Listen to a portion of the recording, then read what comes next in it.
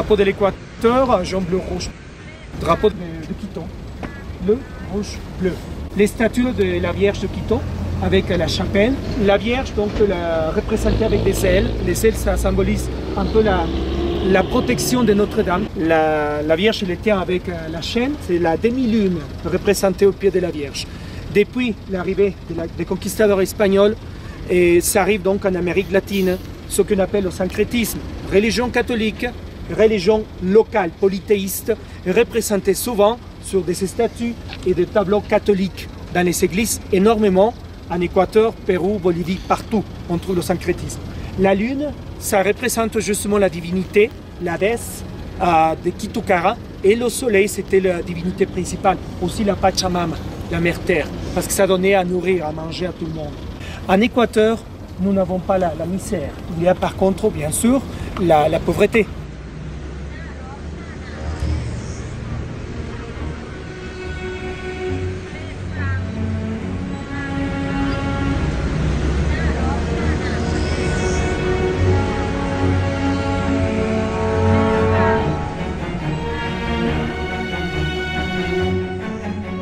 Cette église, San Francisco, c'était la première église catholique qui était construite à Quito en 1135.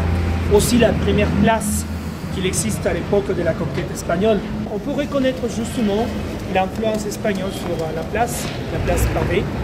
Et après, autour de l'église, il y a pas mal de maisons qui gardent le style espagnol, européen, un peu portugais, etc. Vous voyez les tuiles, ce sont des tuiles fabriquées à Quito. Heureusement que malgré l'imposition de la religion catholique, la plupart des autochtones ils n'ont pas perdu leur croyance de vénération au volcan, au soleil, la lune, etc. Tout ça, on va le trouver à l'intérieur des églises.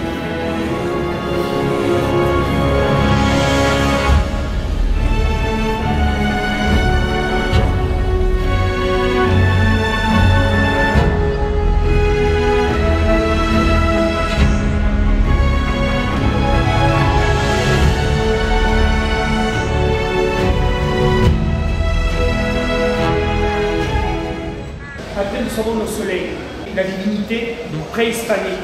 Si vous voyez à côté gauche et à côté droit du soleil, nous avons 4 signes de zodiaque. À partir du côté gauche, ça correspond au mois de mars, avril, mai et juin. Et après, vous avez la silhouette du volcan Chimborazo. Ça fait 6310 mètres, c'est le volcan le plus grand en Équateur. Et après, nous avons le bateau qui représente le commerce. Et les feuilles de laurier et de palmier qui représentent la gloire.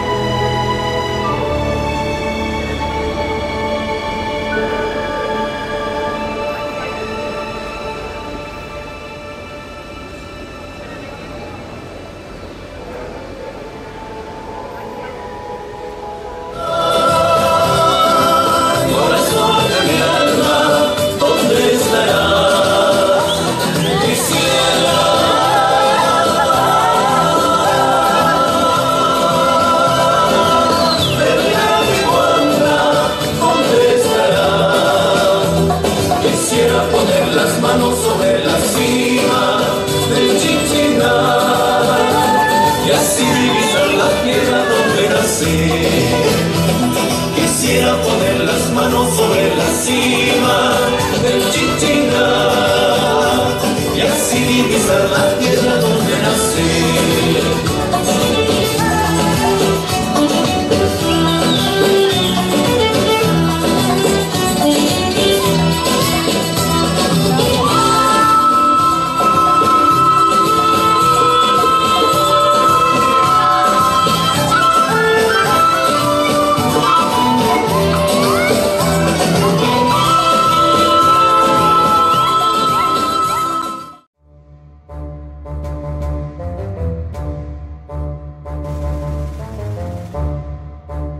C'est principalement ces petits objets comme ça, il a des grands aussi.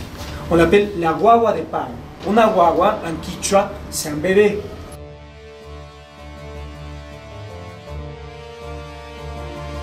Ce qu'elle fait maintenant, ça correspond à la silhouette. Pour faire plusieurs lamas, il y a au moins 4 ou 5 femmes qui viennent travailler dans la semaine et les met à sécher à l'air pendant 8 jours. Après, donc, il faut mettre la décoration.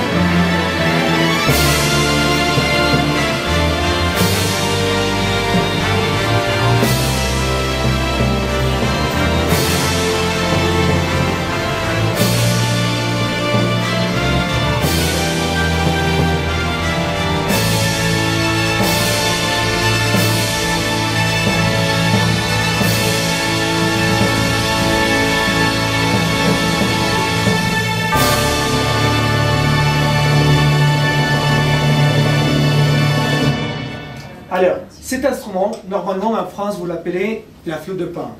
Pour nous, par contre, nous avons différentes variétés de flûtes de pan. Oui. Celui-là, là-bas, par exemple, c'est un instrument qui vient de notre pays, originaire de l'Équateur, s'appelle rondador. Et pour le jouer, il faut jouer 2 ressons en même temps.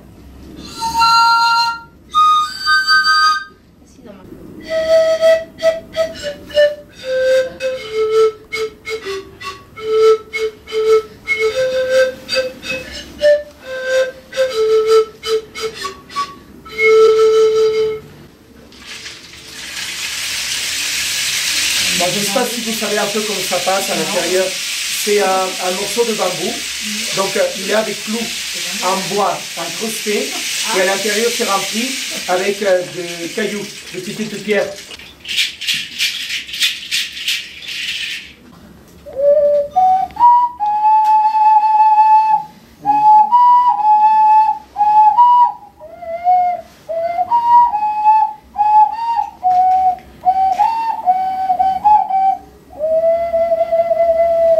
Pour la mariée, c'est la tenue blanche aussi, complètement blanche. Paola, elle est mariée, elle a déjà un bébé. Vous voyez la ceinture?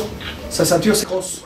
Oui. Ça nous montre donc que c'est une femme mariée. Ah bon? Oui, pour les célibataires, c'est plus court, c'est plus petit.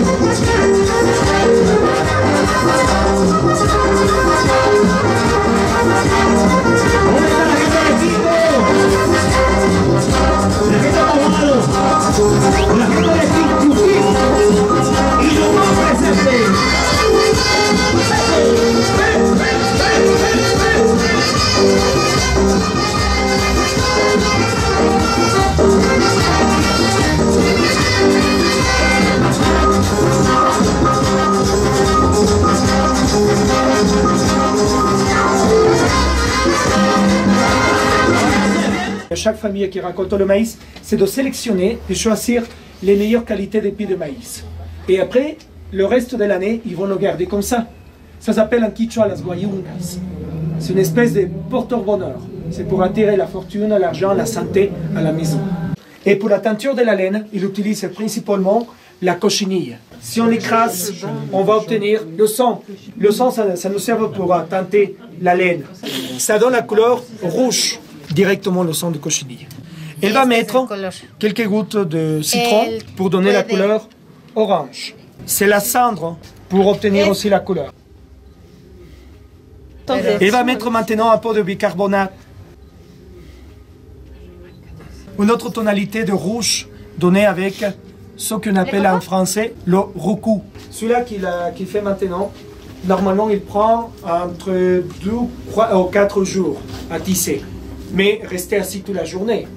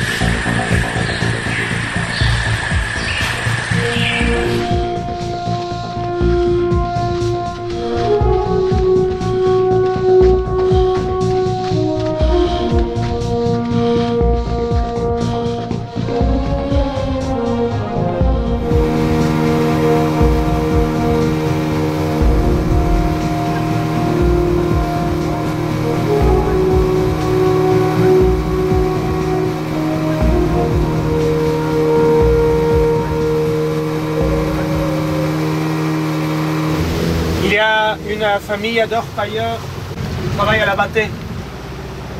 Ils cherchent dans la terre et avec la battée, il les met dans l'eau. Hein. Pratiquement à 12 heures par jour.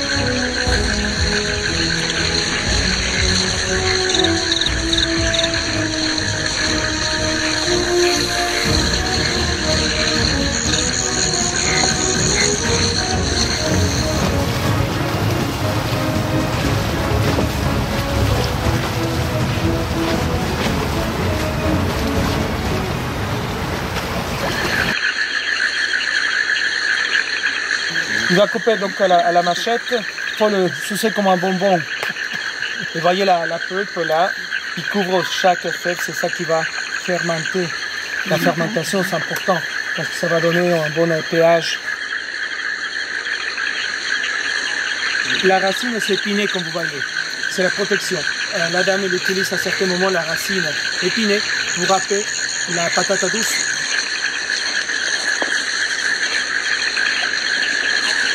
Il faut mettre la main, attendre quelques secondes, et après, on va voir qu'il y a pas mal de termites. Il faut les écraser et vous pouvez sentir l'odeur.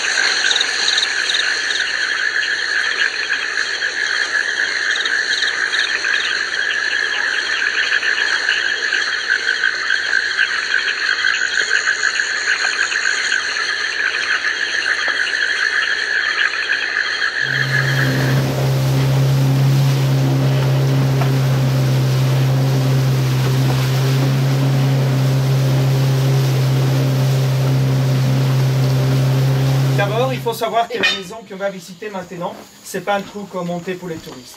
On est sur une île où il y a 80 familles. Dans chaque famille, il y a entre 4 et 5 enfants. La pièce où nous sommes maintenant, ça correspond à la cuisine de ce côté et la salle à manger. Les matériaux donc pour construire les maisons sont des matériaux qu'on trouve dans l'Amazonie. Par exemple, le bois, le fer et l'écorce de bambou qu'on met par terre. Après, donc, nous avons le toit. Donc, comme nous sommes dans la cuisine, là, nous avons l'équivalent à la cuisine. Hein, le feu là-bas qui reste allumé toute la journée, même le soir, même la nuit. Donc, au milieu, si vous pouvez apprécier un peu, il y a 3 pierres, différentes tailles, grosses, moyennes et petites. Ils représentent le papa, la maman et les enfants. Il faut savoir donc que les enfants qui habitent sur l'île, dans chaque famille, ils sont tous scolarisés, ils vont tous à l'école.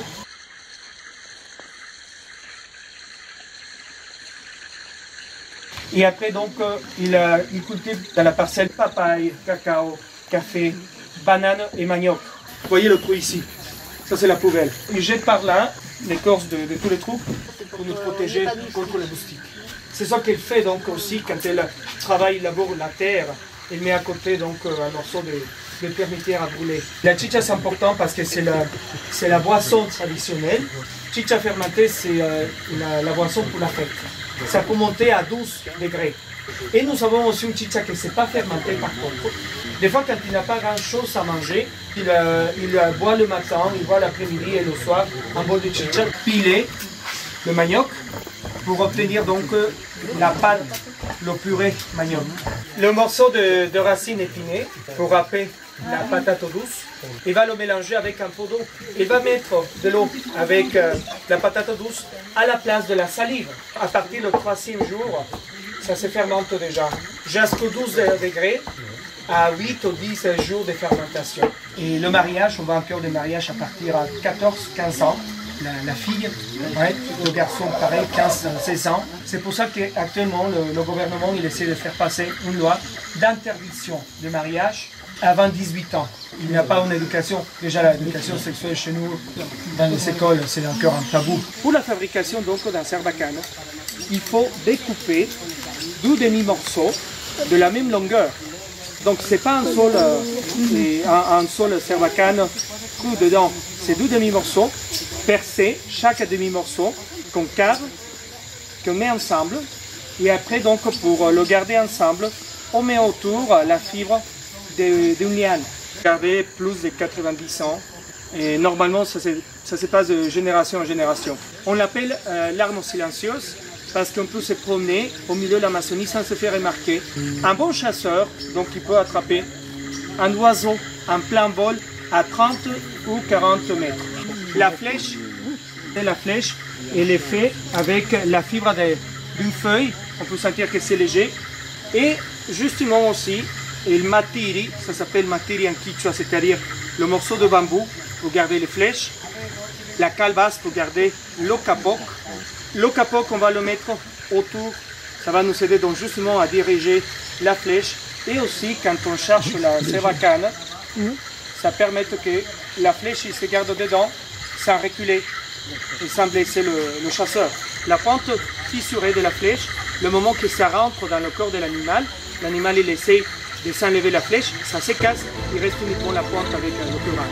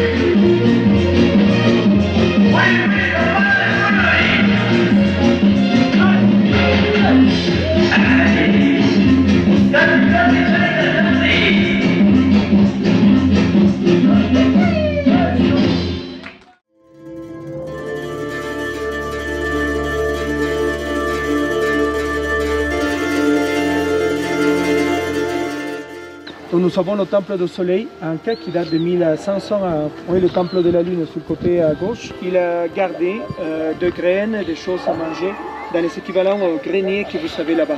C'est des tours à 2 mètres d'auteur, une pierre tombale. Et 8 corps enterrés à l'intérieur.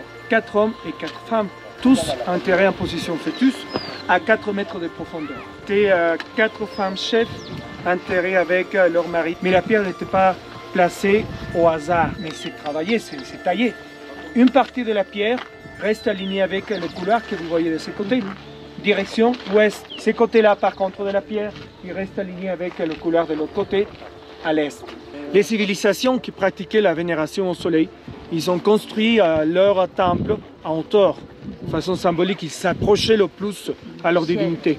La pluie, donc, ça coule et ça permet d'évacuer, éviter que ça abîme la rue. Pourquoi? Parce que la rue elle était décorée avec des plaques d'or. C'est une rue sacrée qui permet d'arriver jusqu'au temple du soleil. Il avait aussi des pierres précieuses. Bon, on voit les pierres de fondation. Le trou qui reste isolé des autres dans ses côtés, probablement utilisé pour placer le couteau. Vous voyez donc justement d'ici, nous avons les deux murs gemeux qui permettent de consolider le mur. C'est un mur qui faisait encore quelques mètres d'auteur, hein. Mais les pierres s'étaient piquées après par les gens de la région pour faire leurs maisons, pour construire les églises, etc. Et ici donc on peut voir justement que les pierres ils sont tellement bien serrés que ça sera impossible à faire passer la lame d'un couteau entre les deux pierres. Avec des plaques d'or sur le mur. Oui, pourquoi faire? Pour éclairer et annoncer le début de la fête du soleil. D'ici le mur, vers le bout de l'ellipse, il y a la même distance ici et de l'autre côté.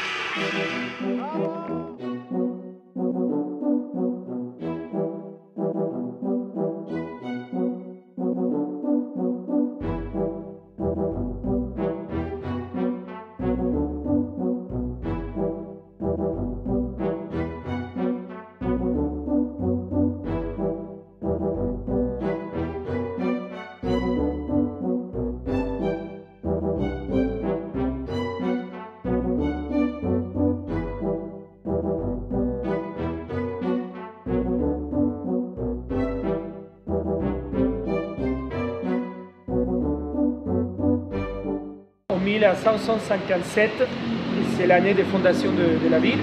Là, nous avons la place principale qu'on appelle le Parc Calderón, avec les statues d'Abraham Calderón juste au milieu. Abraham Calderón, c'était un militaire.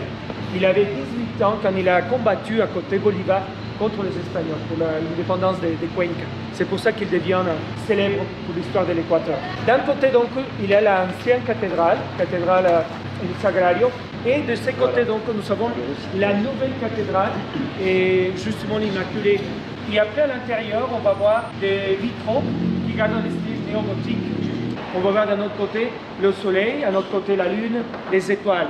Même si c'est une cathédrale qui date de 1880, c'est-à-dire déjà à l'époque républicaine, on essaye toujours de garder le syncrétisme important pour nous. Ça fait partie justement de mestissage.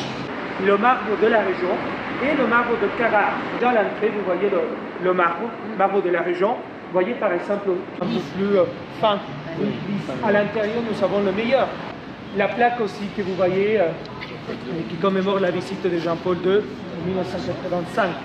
Et c'est intéressant de voir autour la place, il y a de beaux bâtiments. Il y a la première université de la ville de Cuenca. Actuellement, c'est la Cour de justice de Cuenca.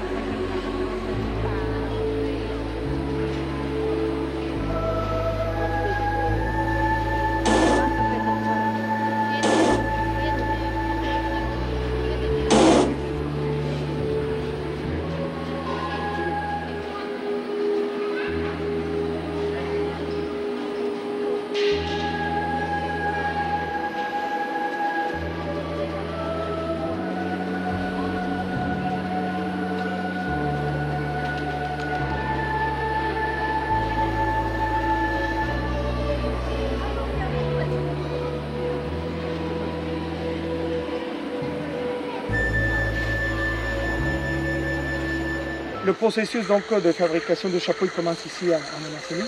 Il y a des familles qui s'occupent de ramasser en état naturel le palmier. Il faut le découper avec les doigts. C'est le moment donc qu'on va donner la finesse de la fibre pour donner plus tard la finesse du chapeau.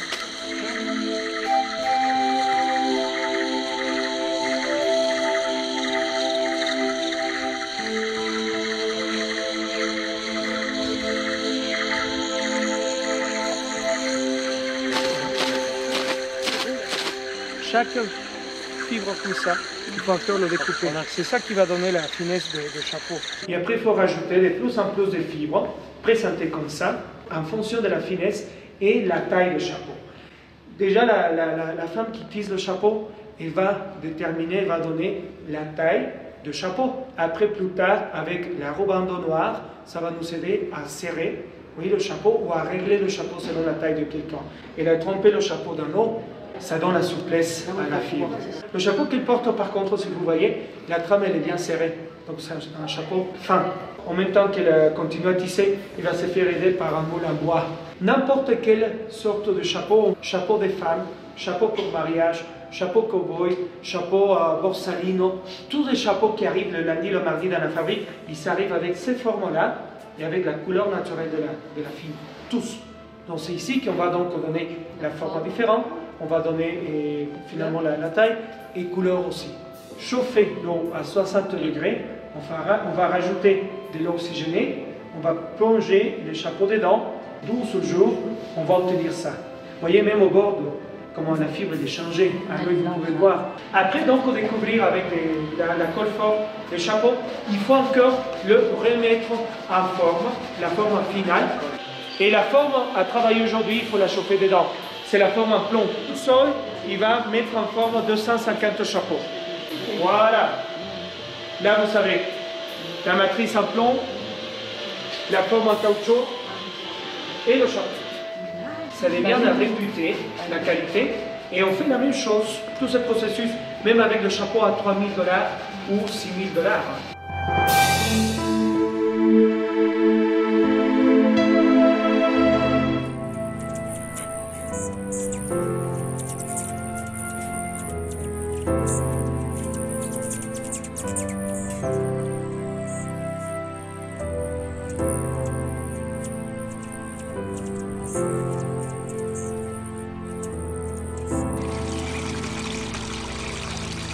Faire connaître toutes les variétés d'orchidées de l'Équateur, les préserver, récupérer aussi des variétés d'orchidées endémiques de notre pays. Et on trouve 7000 différentes variétés d'orchidées qui sont produites.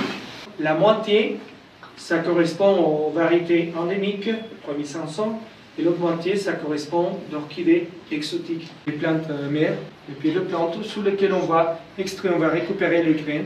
Ils le gardent comme son trésor, sont toutes les plantes là. Pourquoi? Parce que plus vieilles sont les plantes d'orchidées, ils vont donner meilleure qualité d'orchidées et beaucoup plus de fleurs. On va obtenir tranquillement 4 millions de graines dans une seule capsule. On va récupérer la capsule et on va donc récupérer chaque graine dans le laboratoire. On va le mettre donc à l'intérieur des bouteilles. Ce sont des bouteilles recyclées et sont fermées de façon hermétique pour éviter donc justement que des maladies ou des champignons, on a créé un microclimat. Dans la bouteille comme ça, on garde la plante pendant 1 an et demi. La plupart d'orchidées en Équateur sont des plantes épiphytes. Donc il essaie d'imiter, c'est l'écorce de tronc de certains arbres, mélangée avec la mousse, la noix coco, l'écorce de noix coco, et aussi l'écorce des sapins. Là, il y a la pierreponce aussi. À partir de 3 ans, il va pousser, donc il va fleurir l'orchidée, l'espèce endémiques, donc ça va fleurir une seule fois par an. Et après, donc, les hybrides ils vont fleurir 2 fois par an. La fleur de l'hybride, on peut le garder entre 3 ou 5 mois. Minimum 1 jour, maximum 1 mois. C'est pour ça qu'ils font surtout des hybrides. 1, 2, 3 sépales et 2 pétales. Ce n'est pas tous des pétales, il y a 3 sépales et 2 pétales.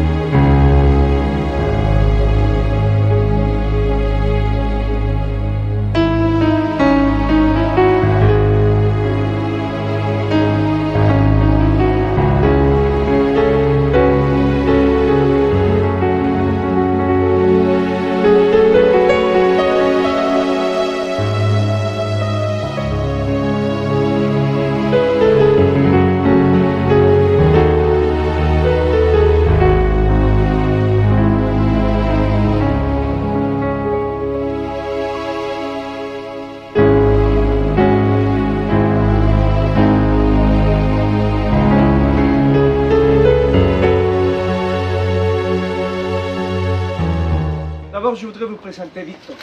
Justement, lui, c'est l'un des agriculteurs qui travaille avec ce système d'association qui s'appelle UNOCAS.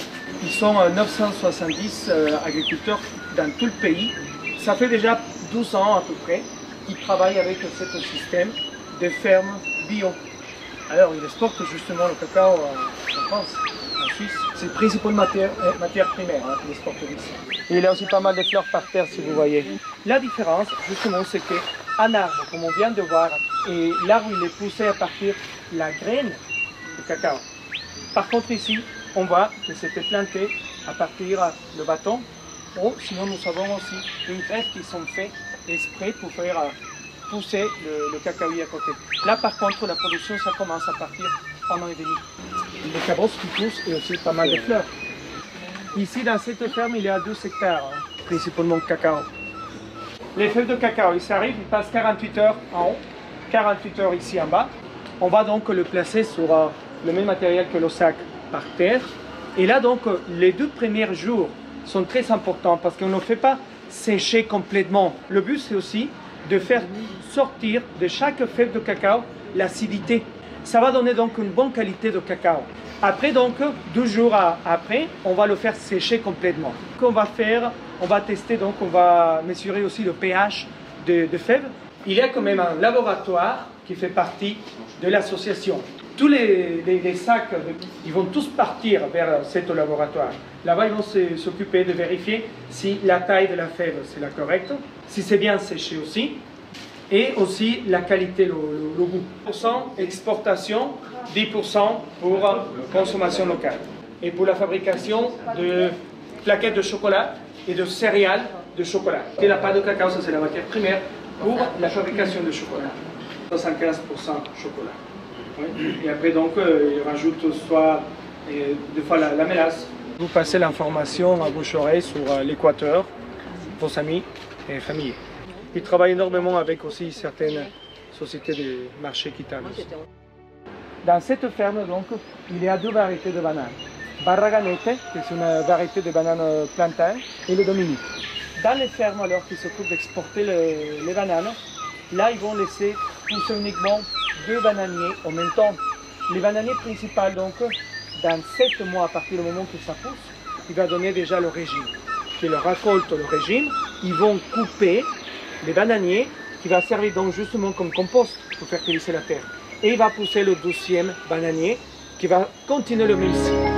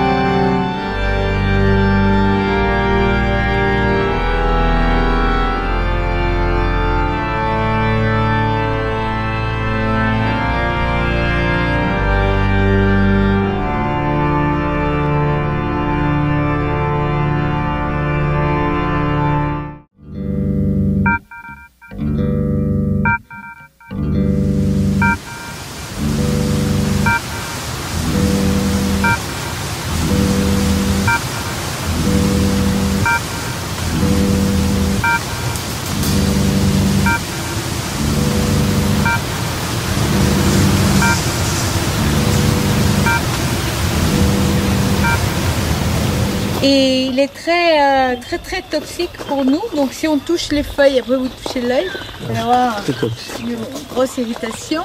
Si vous mettez à la bouche aussi. Et si vous mangez les fruits qui sont comme des petites pommes, la verte, vous voyez, et vous risquez de mourir assez rapidement. Donc cet arbre est très toxique pour nous, mais les tortues et les iguanes terrestres les mangent et les dispersent. Et peut-être que les tortues peuvent survivre 1 an sans boire et sans manger, et c'est ce qui a fait leur perte. Parce que les pirates, d'abord, quand ils sont venus aux Galapagos, dans le 16e, 17e siècle, ont découvert que on pouvait transporter les tortues et de plus s'en occuper. Et les tortues survivaient pendant des mois et des mois. Et vous saviez que dans le passé, il n'y avait pas de réfrigérateur à bord des bateaux et il fallait amener tous les animaux vivants, et en plus de la nourriture. Si vous ameniez un mouton ou un cochon à bord, il fallait amener de la nourriture pour cet animal aussi. Alors qu'avec les tortues, le problème était résolu, on pouvait les empiler les unes sur les autres, sur le dos, et il n'y avait pas besoin de les alimenter. C'est comme cela que des centaines de milliers de tortues ont été tuées et sacrifiées et ont presque disparu. Donc quand le parc national a été créé en 1959, il n'en restait que quelques milliers au total, alors que dans le passé, il y avait certes plusieurs centaines de milliers. La population locale qui a commencé à s'installer en 1830 aussi trafiquait avec les baleiniers. Donc la population locale allait dans les montagnes ramasser les tortues et ensuite les charger sur ces baleiniers qui payaient quelque chose. Donc les premiers habitants de Galapagos survivaient grâce au trafic des tortues. Le sexe des petites tortues va être déterminé par la température qu'il va faire à ce moment-là. Température autour de 28,5 degrés, on va avoir des mâles, et autour de 29,5, on va avoir des femelles. Alors c'est très pratique ça. Alors que fait le parc national? Comme on veut avoir plus de femelles pour accélérer un petit peu la reproduction, on va mettre les œufs dans 2 incubateurs différents, un pour faire des mâles et un pour faire des femelles. 70% de femelles, 30% de mâles. Généralement, les mâles et les femelles sont au même endroit, généralement où il y a assez de végétation, où c'est un petit peu humide, et surtout, très important, la dispersion des graines. Quand elles mangent les graines de cactus, par exemple les fruits de cactus, elles avalent les graines, ces graines-là sont un petit peu digérées, donc la cuticule s'assouplit, et lorsqu'elles sont évacuées, vont pouvoir germer beaucoup plus facilement. Alors que les fruits tombés directement du cactus ne germent pratiquement pas. Quand c'est la nuit, et pour passer la nuit ici, les nuits sont un peu fraîches pour la tortue, ça va descendre peut-être jusqu'à 18 degrés. Elle va donc creuser un lit. Et puis, cette tortue a fini, je ne sais pas comment, au zoo de Sydney, en Australie, et est morte à l'âge de 175 ans, en 2007.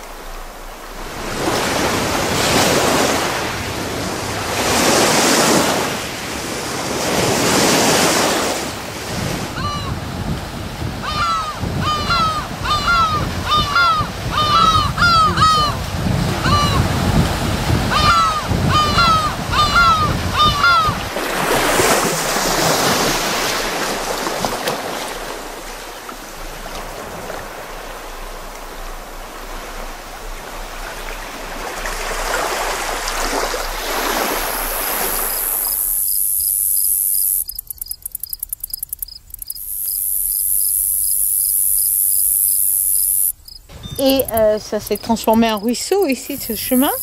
Donc on a des feuilles beaucoup plus grandes. Et dans la zone humide, au-dessus de 300 mètres d'altitude sur certaines îles, le croton a des feuilles énormes. Croton des Galapagos. Mais c'est toujours le même croton des Galapagos.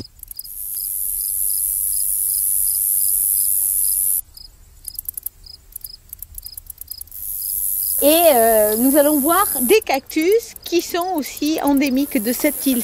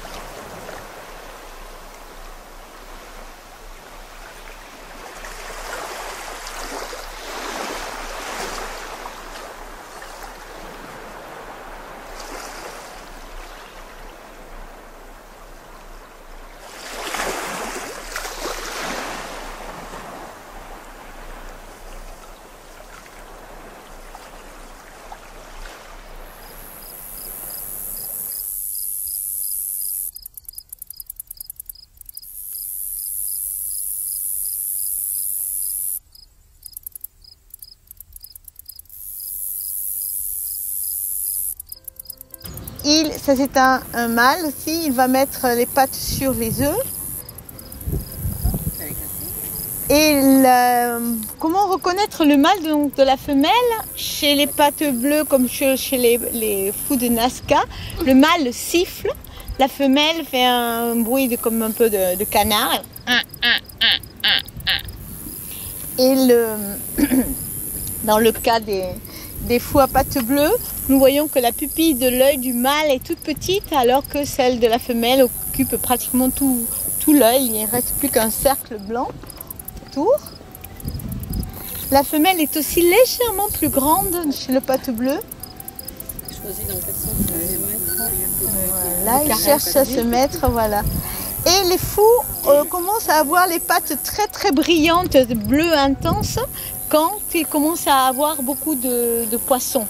Donc c'est aussi le signe pour eux, disons les femelles vont être plus attirées par un mâle qui a un bleu intense. Celui-là, il pêche bien, il arrive à avoir assez de nourriture, donc va bien nourrir les petits.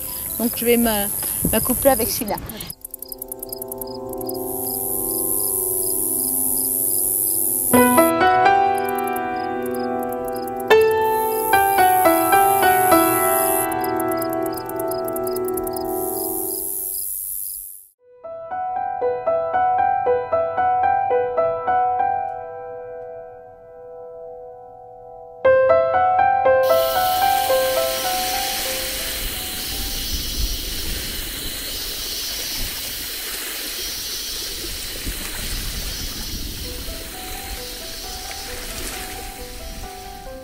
Elles absorbent le gaz carbonique pendant la nuit afin d'éviter d'ouvrir donc les pores qui vont faire évaporer l'eau. Un croton scouleri, c'est du croton qui ne vit qu'ici au Galapagos et nulle part ailleurs. Déjà, on va traverser maintenant une forêt de zones sèches, ce qu'on appelle une zone sèche. On a vu sur la côte déjà les buissons salés qui sont communs à toutes les îles endémiques des Galapagos. Peut-être que nous allons en voir là. Et donc c'est une plante qui est native. Des petits fruits ronds comme ça, blancs, vous voyez, et qui sont très gluants.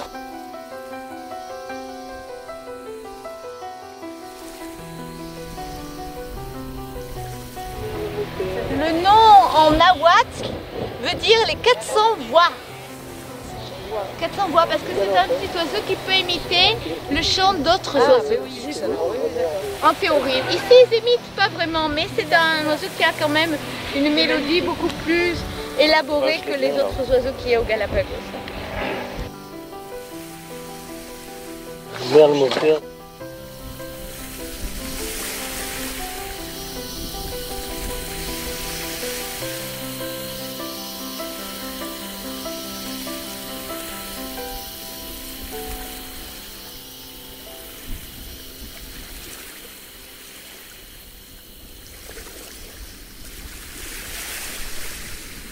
Vivant là, oui, il a perdu ses feuilles. Nous sommes donc en présence d'un arbre qui donc a comme stratégie pour résister à la sécheresse, Oui. faire toutes ses feuilles. Oui. Et généralement, à l'époque chaude, quand il commence à pleuvoir, s'il y a une grosse averse, il va immédiatement produire des fleurs et des feuilles. Il produit une résine, vous voyez ici, la résine.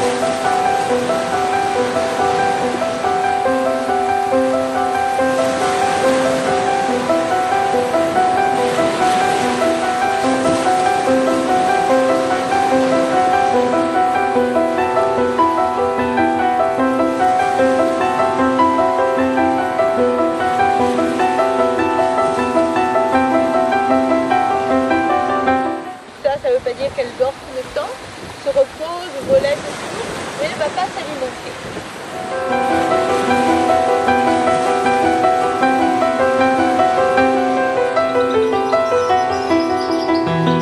Sur cette île ici, la présence des cactus, des figuiers de Barbarie est essentielle. Les exemples qu'a trouvé Charles Darwin, puis c'est pour illustrer la théorie de l'évolution des espèces à base de la sélection naturelle. Donc là c'est normal, les noirs, tous les pinsons ont des couleurs grisâtres, noirâtres, mais les pinsons de terre et de cactus donc les mâles sont tout noirs et les femelles sont grises. Et la base du bec est très large. Dans le cas du pinson de cactus, le bec est un petit peu pointu, donc peut pénétrer à l'intérieur des figues de Barbarie pour s'alimenter de la chair et puis aussi du nectar des fleurs.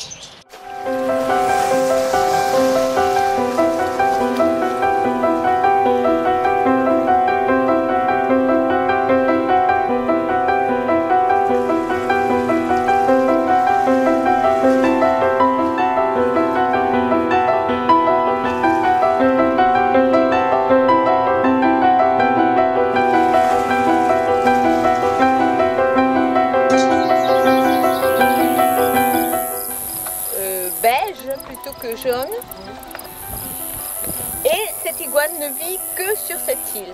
Il y en a plusieurs milliers et donc une population qui se développe très très bien.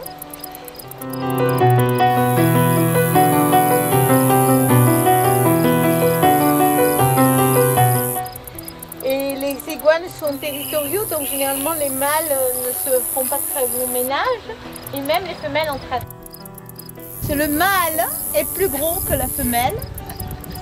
Surtout les iguanes. Il a un cou beaucoup plus épais qu'il peut gonfler aussi. Et pendant l'époque de reproduction, gonfler le cou, ça impressionne les femelles et les autres mâles aussi. Et il a une crête avec des épines beaucoup plus grosses, alors que les femelles ont des épines très courtes. Les femelles sont plus obscures à cette époque-ci parce que ce n'est plus l'époque de la reproduction. Mais elles deviennent aussi jaunâtres quand c'est l'époque de la reproduction. Et la crête, pratiquement, est très très courte, n'occupe que le cou.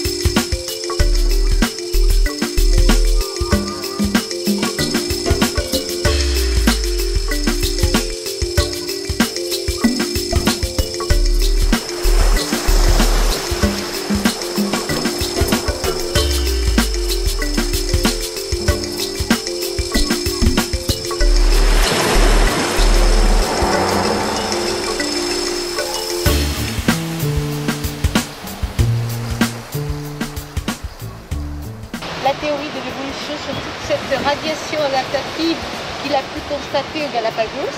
Ici, nous en avons encore un très très bon exemple. Donc 7 différentes espèces de lézards.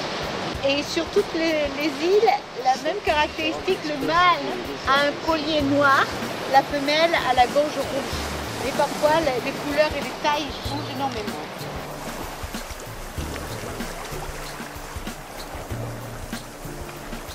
À mesure qu'ils grandissent, ils vont devenir brunâtres, ensuite rougeâtres. Et finalement, quand ils sont adultes, ils ont le dessus orange et le dessous bleu.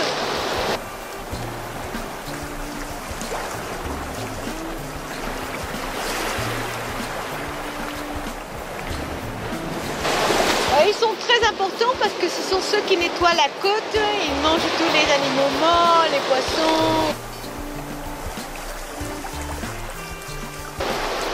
Alors on les appelle sayapas, ici c'est le nom local. Et vous les trouverez sous le nom de Grapsus grapsus.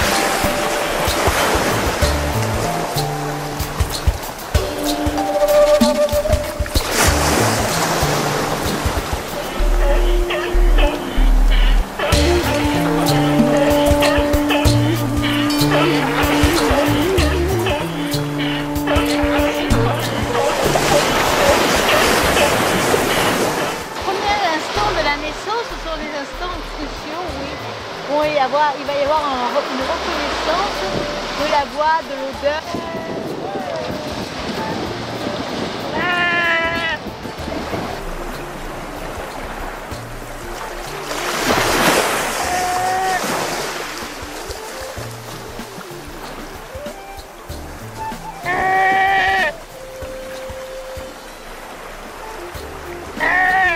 Pour les bébés otaries,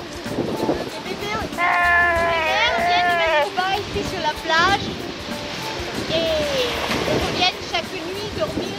À la différence des phoques, les otaries ont énormément besoin de rester à terre pour se reposer. Vous voyez les petites oreilles externes qui sont très caractéristiques des otaries. Les yeux toujours pleurent. Les femelles deviennent, lorsqu'elles sont adultes, deviennent même dorées sur le poitrail. On les voit très brun doré. Ces otaries ont un ancêtre commun avec le loup. Donc nous verrons que ce sont des animaux qui se sont adaptés à la vie marine mais qui étaient des animaux terrestres.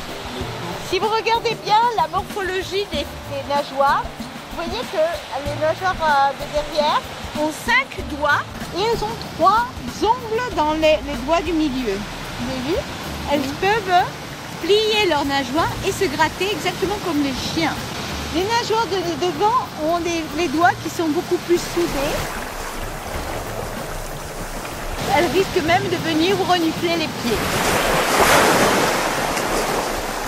Une autre adaptation externe, vous voyez les narines. Chez les baleines qui ont beaucoup plus d'années d'évolution dans la mer et d'adaptation, les narines sont sur le dessus de la tête. Les otaries les ont toujours comme les chiens devant, mais elles se ferment naturellement. Donc pour respirer, elles doivent ouvrir, c'est un acte volontaire d'ouvrir les narines pour la respiration. Et pour ce qui est des moustaches, les moustaches sont très sensibles, un peu comme les chats. Et donc il y a ce système nerveux autour des moustaches est très développé, donc avec une connexion au cerveau très rapide. Ils reconnaissent énormément l'environnement en touchant avec les moustaches. Quand elles viennent vers nous, elles nous touchent seulement avec les moustaches, pas avec les nez. Donc regardez cette adaptation et voyez que les otaries des Galapagos ont évidemment une fourrure mais qui n'est pas très épaisse. Et aussi ont des couches de graisse, mais pas très épaisses non plus. Ce sont des animaux qui aiment la chaleur. Donc si elles les exposent au soleil, ça réchauffe les vaisseaux sanguins et donc le sang. Par contre, les femelles, généralement, on commence à mettre bas à l'âge de 3 ans. Et donc les femelles s'accouplent et ont une gestation qui dure 7 mois. Mais elles vont avoir qu'un seul bébé par an.